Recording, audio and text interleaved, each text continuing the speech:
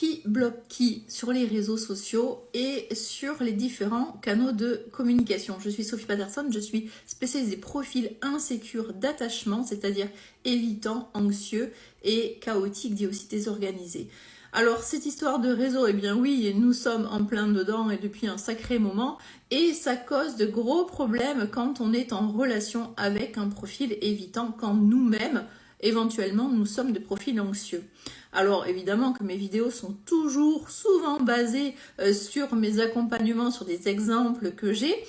Et effectivement, c'est un sacré problème ces réseaux sociaux parce que c'est source vraiment eh bien d'inquiétude, de peur, de rancœur, de colère. Alors tout y passe. Hein.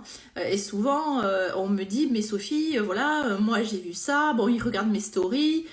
Mais finalement, quand je lui parle par un autre canal, que ce soit message Snap ou etc., eh bien en fait, il ne me répond pas, même WhatsApp par exemple, pour peut-être les plus âgés d'entre nous.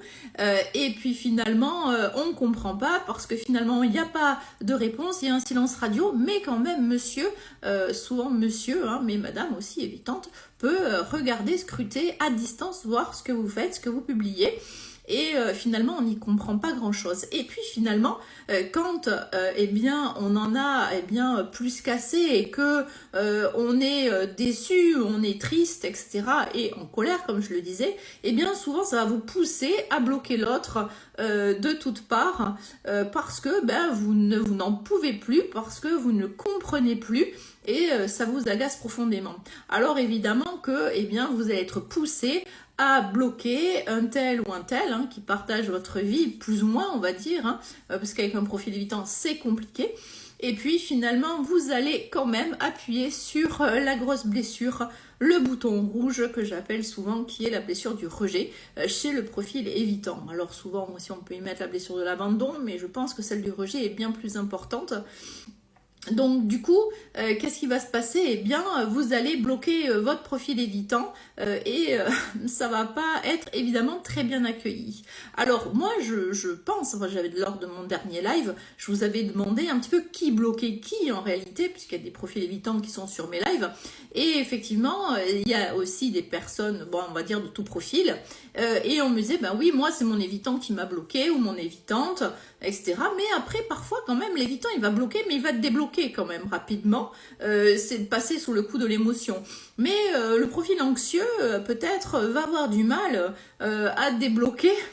Et c'est quelque chose que je ne recommande pas. Alors je comprends, parfois on me dit mais Sophie c'est difficile parce que moi j'ai envie de passer à autre chose, etc. Donc d'accord, s'il s'agit de passer à autre chose, s'il s'agit de donner une leçon entre guillemets ou de faire passer un message, bon je suis pas sûre que ça vraiment ça aboutisse à ce que vous voulez. Hein. Un profil évitant, bien souvent on attend qu'il revienne, qu'il nous court derrière en tout cas, mais c'est difficile quand même qu'il court derrière. Hein. C'est pas tout à fait le style du profil évitant. Donc moi, ce que je vous disais, c'est que j'ai la sensation quand même que ce sont plutôt les autres qui bloquent les profils évitants plutôt que l'inverse. Mais dites-moi en commentaire si c'est le cas. Parce que c'est vrai qu'en live, c'était quand même un peu partagé. On aurait dit plutôt un tiers les évitants et les deux tiers plutôt les anxieux qui bloquaient les évitants. Donc dites-moi en commentaire ce qu'il en est pour vous.